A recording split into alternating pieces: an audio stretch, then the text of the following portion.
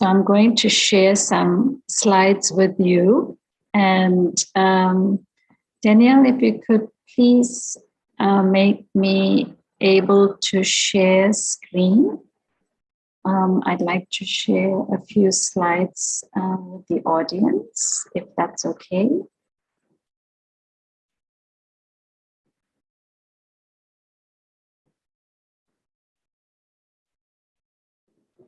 So, okay, great. Almost there.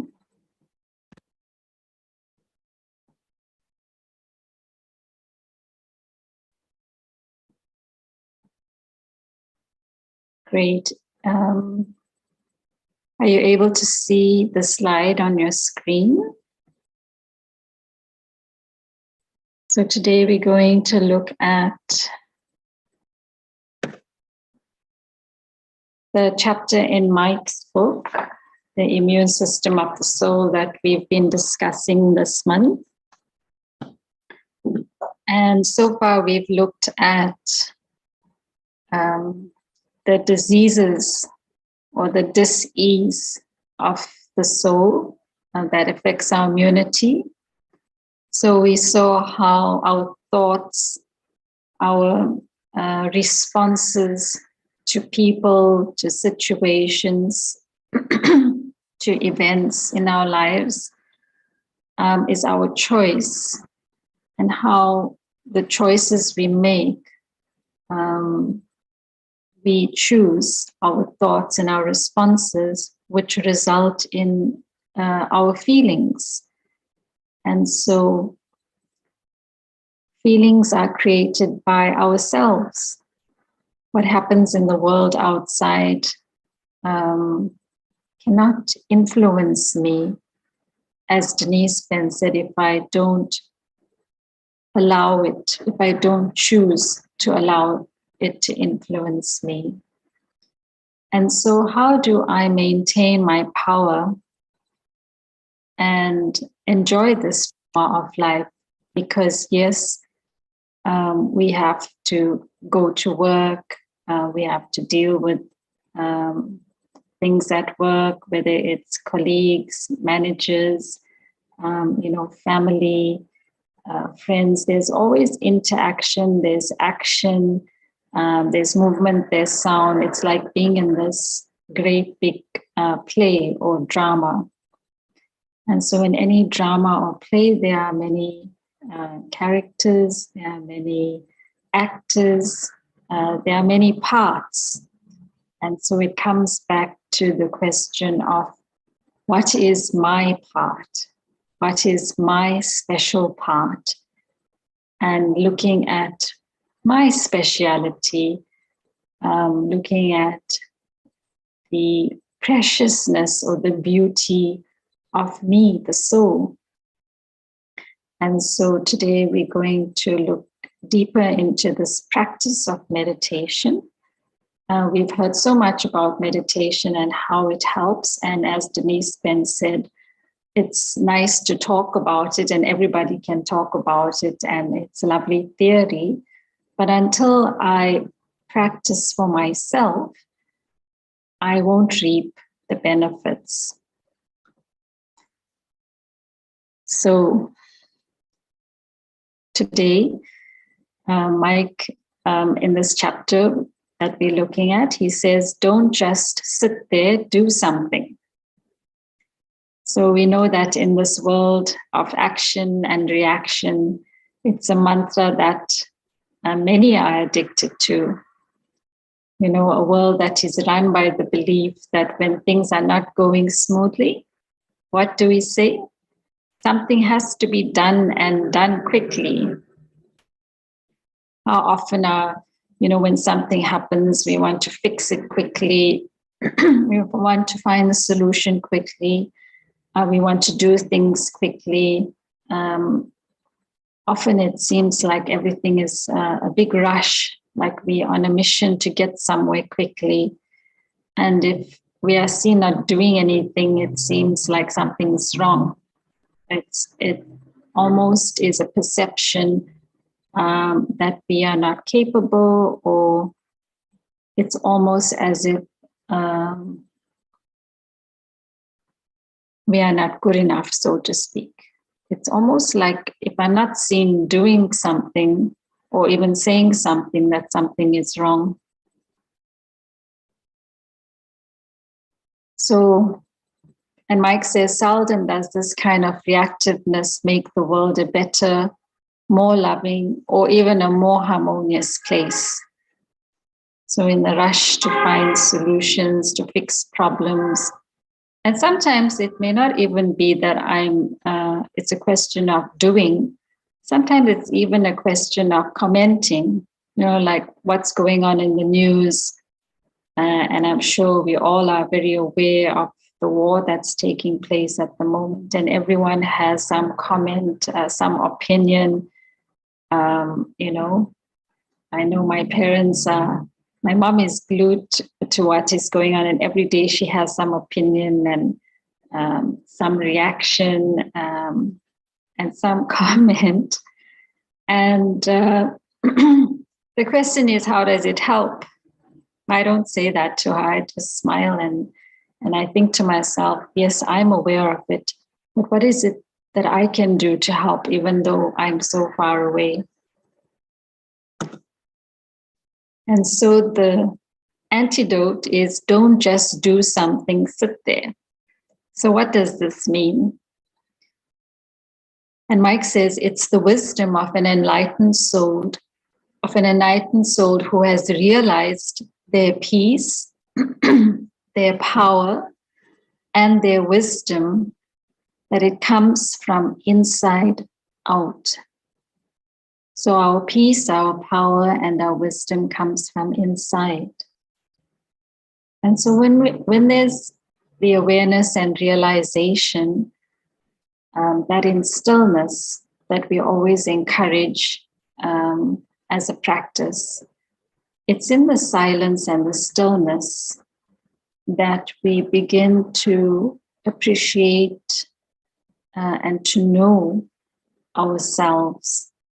And the more we practice this, the more and more we tap into that reservoir of potential. It's very dormant potential.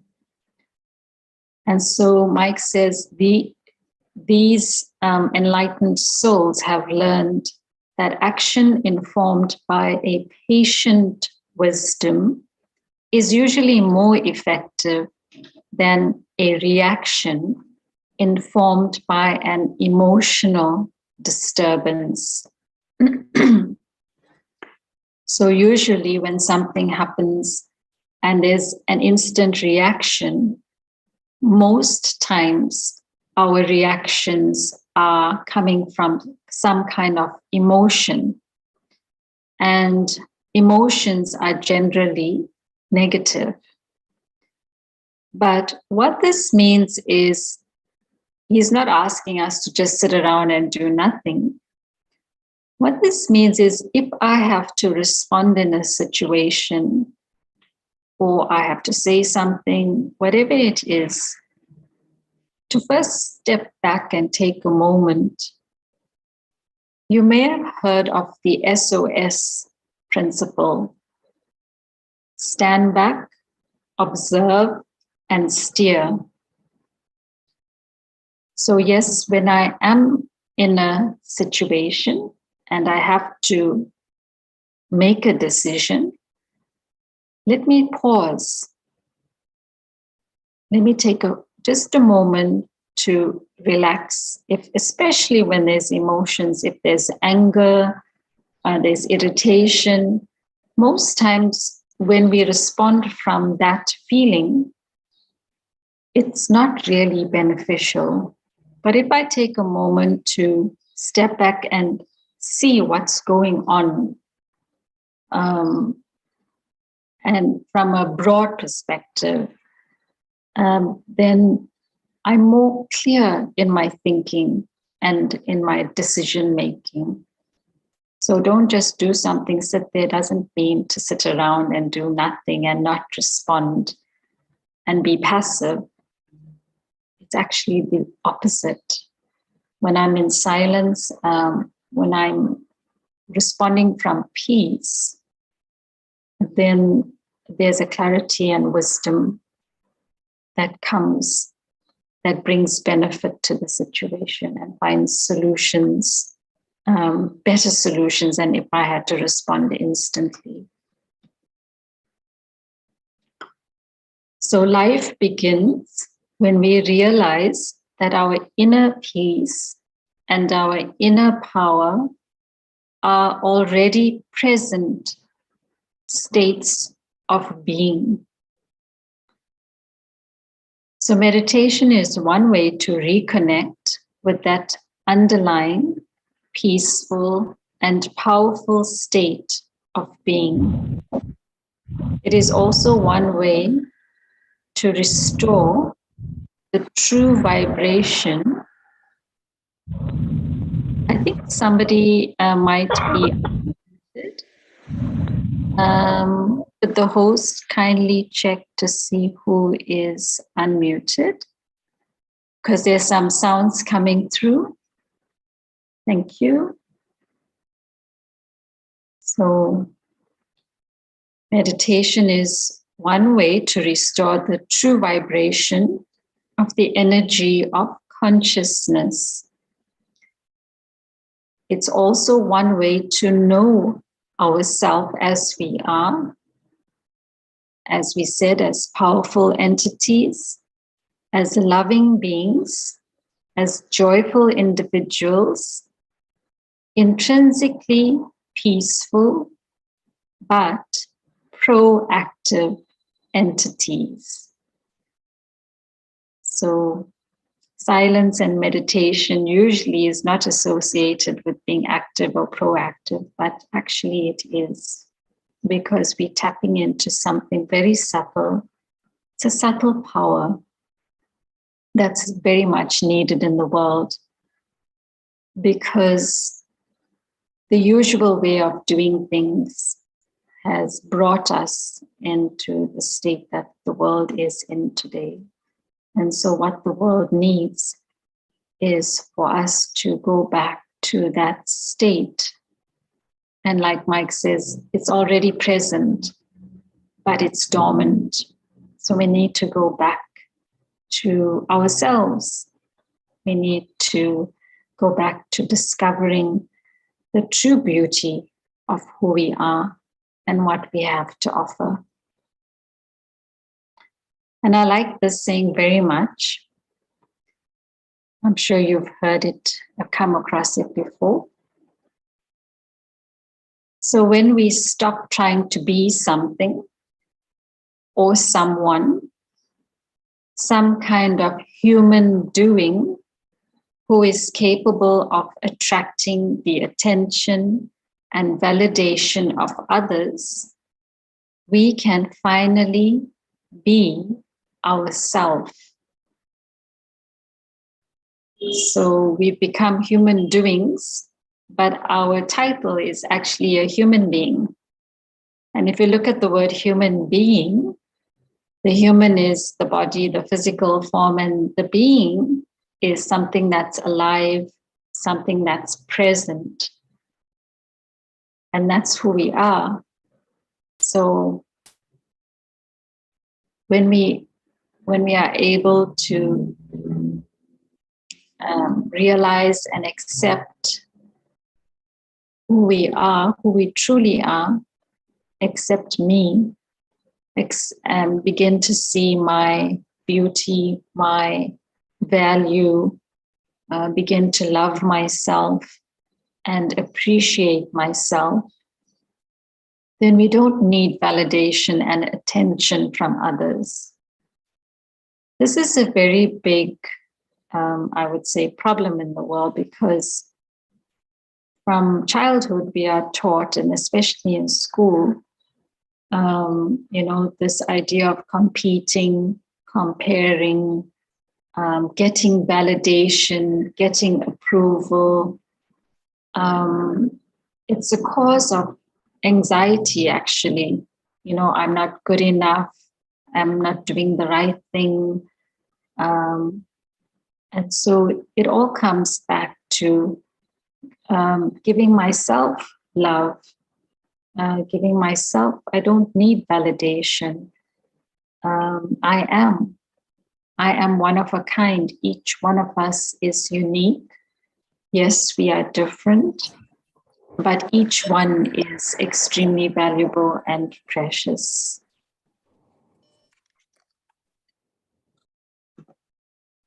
So meditation is essentially, as Mike says it, the art of being.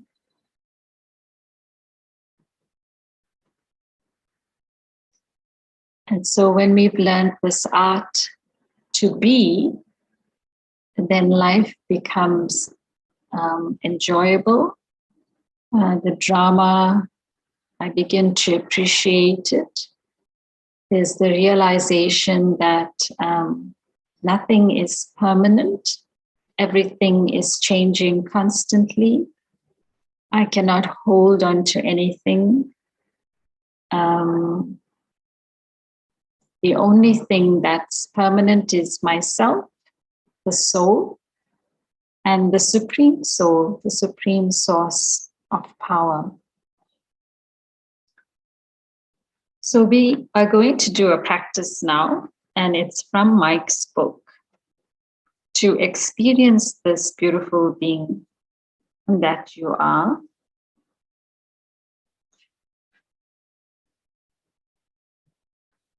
So before we do the meditation, is there any questions? Any comments? Please feel free to unmute and share, or you can put it in the chat box.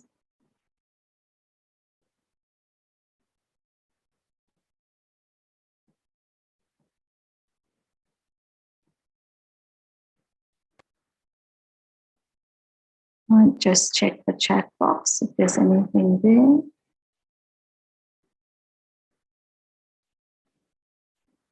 Okay, if there's no questions or comments, then we will do this lovely practice of meditation that we've been talking about.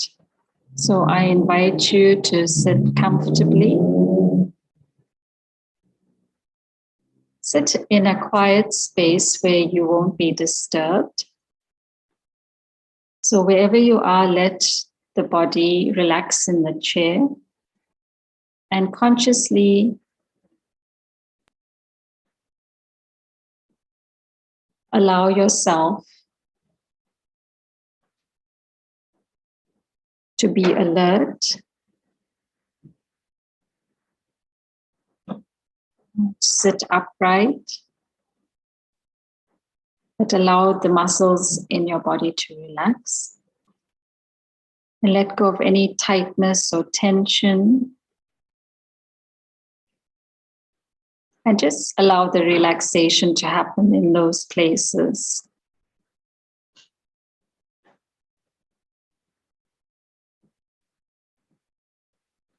Now, let your attention follow your breath. Just for a few moments, gently concentrate on your breathing. And you'll notice your breathing begins to slow down. And you will notice that you will become even more relaxed. Now bring your attention to yourself.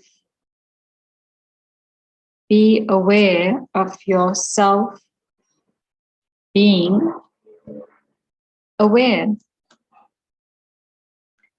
And now create one thought within your awareness. I am a being of peace. And just allow this one thought to receive the energy of your attention. There may be sounds outside, there may be movement, that's okay. But right now, I enjoy this moment and this feeling of I, the soul, am peace. I am a being of peace. And it's like watering a flower. I let that thought grow by giving it the water of my gentle attention. So I turn up the brightness of that thought. So if you find your mind being distracted or moving away, come back and you can even start again. That's okay. And now, just allow the thought to dissolve and fade into the background. And just notice what is remaining.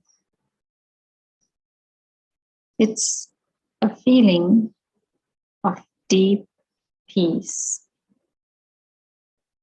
And the mind is quiet. There is a stillness here at the heart of your being. You are silent and still, silent and still, silent. So be in this stillness.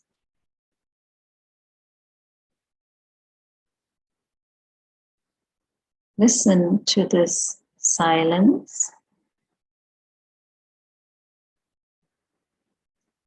Now gently bring your awareness back to your body, the chair, and the room around you. Come back into the here and now of the room around you. But now bring that stillness with you. As you listen with your ears, listen from that stillness. As you talk, speak from that stillness. Then notice how your stillness enters the room and how those around you become a little more still, a little more peaceful in themselves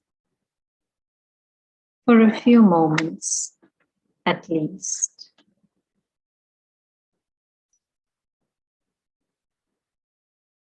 Om Shanti.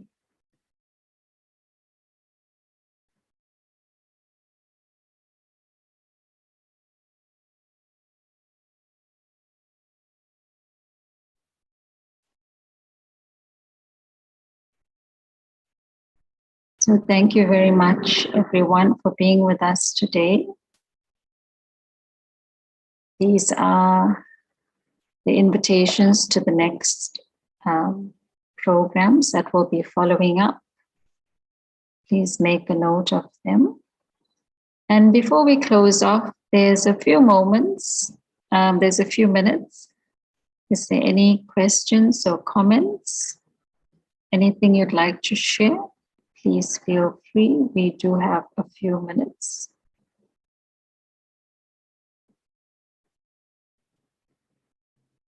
So I hope you enjoyed the session and found it useful. So may you continue the exploration of the self, yourself, looking at your value, accepting yourself, and loving yourself, and being you. So have a lovely weekend, and we will see you on Monday.